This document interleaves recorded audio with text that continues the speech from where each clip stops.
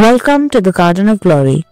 Today's reading is from 1 Timothy chapter 5 verses 11 to 25, where Paul gives advice on caring for others and choosing good leaders in the church. तिमोथीक पयलें पत्र अवेस्वर 5 वळी 11 ते 25.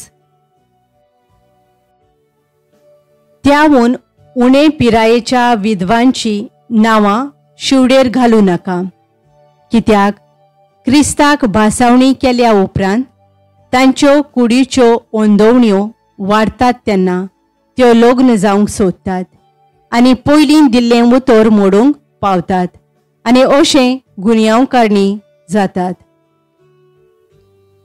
त्या भायर बेकार रावंक आनी घोरान घोर भोवंक शिकतात आनी बेकार रावंकूच न्हय पूण चाडयो सांगूंक, दुसऱ्यांच्या जिवितांत घुसूंक आनी नाका जालें उलोवंकूय शिकतात.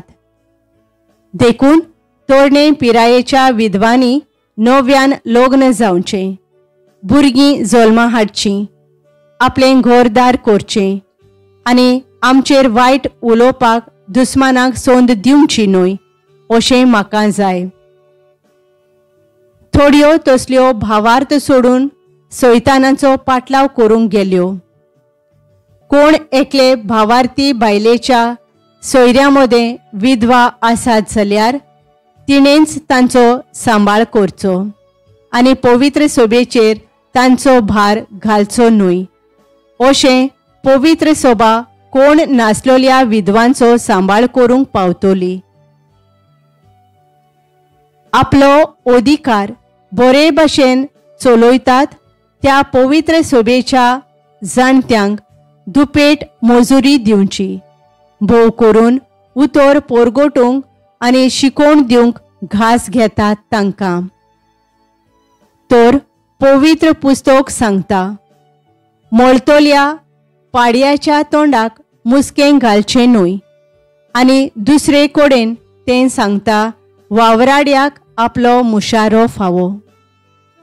दोगां ओ तेगां जाणांचे गोवायके विरेत एका जाणट्यांचेर कसलेंय गाराणें मानून घेनाका. चवकशी करून जांचो गुन्यांव रुजू जाला तांकां सगळ्यां हुजीर बोबाट कर, अशें हेरांकूय भिरांत दिसतली.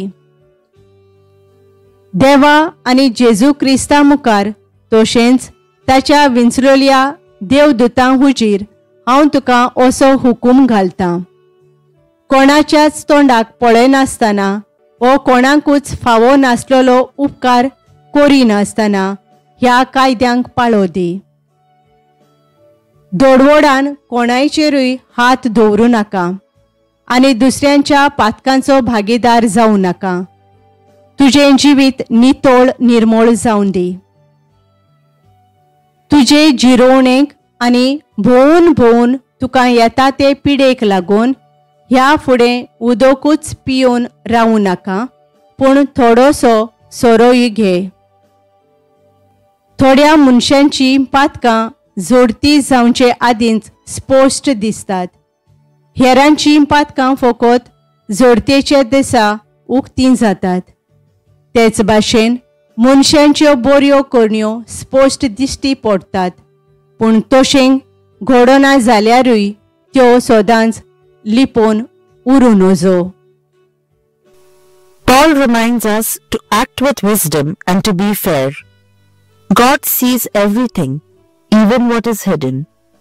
This passage teaches us to stay pure, make right choices, and live honestly before God. Let us pray. Lord, give us wisdom to make good choices and hearts that are pure and honest. Help us to live in truth and kindness each day. Amen. Thank you for joining today's reading in the Garden of Glory. Please like, share, and subscribe for more daily readings. Stay honest and walk in God's grace.